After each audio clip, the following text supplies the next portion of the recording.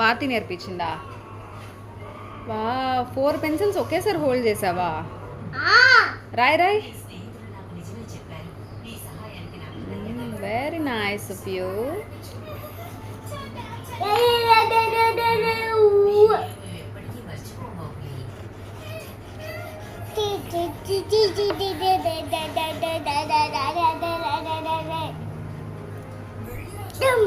మీ art చాలా బాగుంది. ఎవరు గీసింది అది?